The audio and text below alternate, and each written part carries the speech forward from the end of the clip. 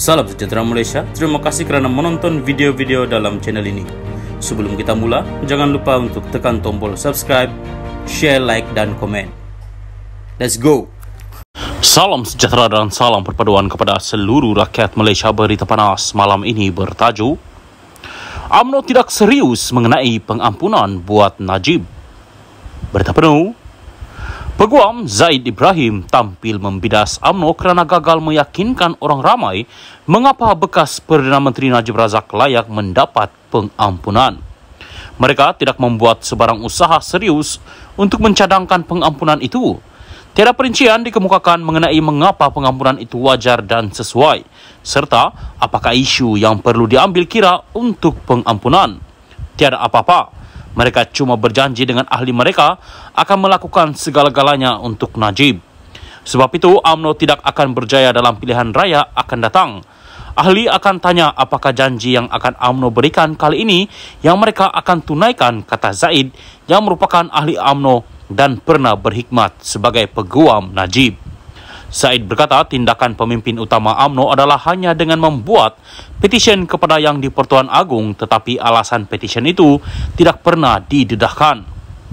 Sebaliknya, kata Zaid, bekas Presiden Amerika Syarikat Barack Obama menjelaskan sebab untuk meringankan hukuman penjara 35 tahun ke atas Chelsea Manning yang membocorkan rahsia ketenteraan.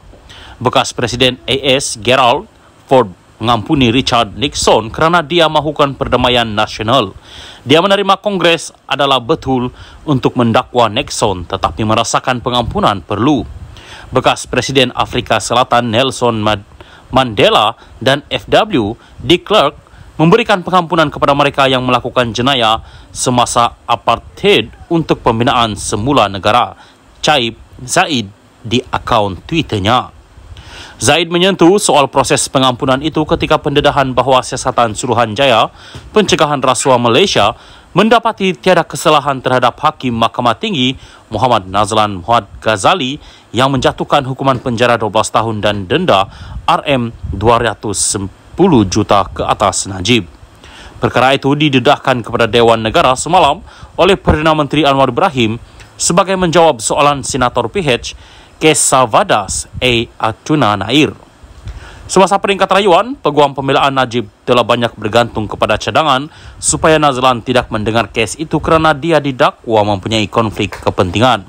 Bagaimanapun, Mahkamah Persekutuan menolak hujahan berkenaan manakala Nazlan kini adalah hakim di Mahkamah Salam Rayuan. sejahtera dan salam perpaduan kepada seluruh rakyat Malaysia. Berita panas malam ini bertajuk dakwaan aset UMNO RM100 bilion hilang.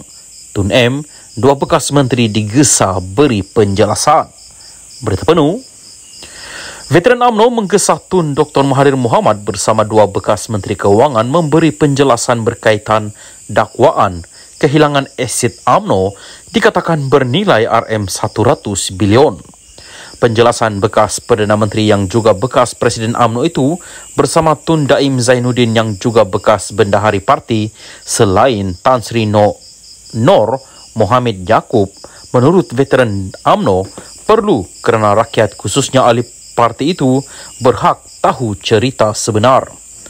Menerusi satu kenyataan, Setiausaha Agong veteran UMNO Datuk Mustafa Yaakob berkata dakwaan itu adalah sesuatu yang serius dan melibatkan dana besar serta membabitkan kepentingan awam. Saya kira orang ramai, khususnya ahli UMNO, perlu diberi penjelasan oleh tiga bekas pemimpin ini. Bagi saya, ini sesuatu yang serius dan melibatkan dana yang besar, membabitkan kepentingan awam, apatah lagi jumlahnya begitu besar, katanya. Mustafa merujuk dakwaan pengendali laman blog Malaysia Today, Raja Petra Kamarudin. Kononnya, wujud pertelegahan di antara ketiga-tiga bekas pemimpin itu berhubung isu aset berkenaan. Sudah pasti dakwaan Raja Petra ini sesuatu yang serius. Sekaligus, perlukan penjelasan tiga bekas pemimpin UMNO ini kerana isu berlaku ketika era Dr. Mahathir menjadi Perdana Menteri, katanya. Dr. Mahathir menjadi Perdana Menteri keempat dan paling lama berkhidmat bermula 16 Julai 1981 sehingga 31 Oktober 2003. Bagaimanapun, pada 2016, beliau muncul kembali berpolitik apabila menubuhkan Bersatu dan menandingi Barisan Nasional BN. Pada 2018, dalam satu kejutan politik, Bersatu bersama parti-parti sekutunya melalui gabungan Pakatan Harapan PH memenangi pilihan raya umum ke-14 dan pada usia 93 tahun, Dr. Mahathir kembali menerjui negara sebagai Perdana Menteri ke-7. Daim pula menjadi Bendahari Agung UMNO antara 1984 hingga 1999 dan juga Bendahari BN. Beliau dilantik sebagai Menteri Keuangan pada Julai 1984 oleh Dr. Mahathir sebelum melepaskan jawatan itu pada Mac 15, 1991.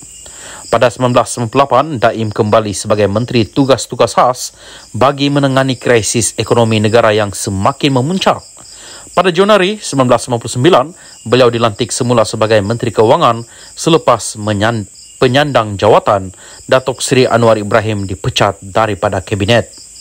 Beliau kemudian meletak jawatan sebagai Menteri Keuangan pada 31 Mei 2001. Nur Mohammed pernah berkhidmat di Bank Negara Malaysia BNM dari 1968 hingga 1994 sebelum dilantik oleh Dr. Mahathir sebagai anggota jawatan kuasa kecil menangani krisis ekonomi negara pada 1998.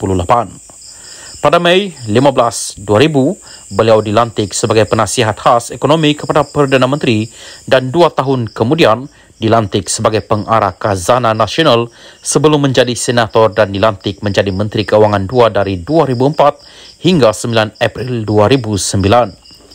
Nur Mohammed bertanding pilihan raya umum 2008 atas tiket Barisan Nasional BN dan menang di kerusi Parlimen Tasik Glugo.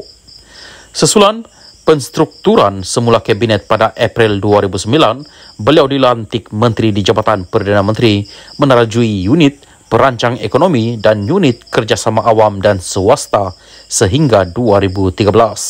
Sementara itu, Mustafa berkata, pihak berkuasa berkaitan lain khususnya Suruhanjaya Pencegahan Rasuah Malaysia SPRM juga wajar menyiasat dakwaan sama kerana ia satu tuduhan yang serius.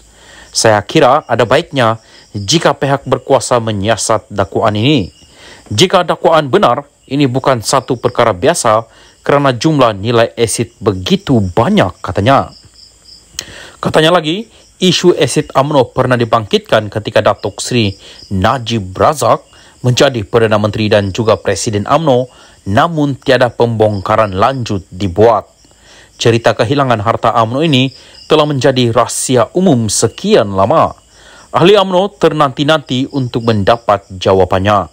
Semasa Najib menjadi Presiden UMNO dan Perdana Menteri sebelum ini, ada usaha untuk membongkar rahsia di sebalik kehilangan harta UMNO itu. Tetapi Najib tidak bersetuju atas dasar kemanusiaan, katanya.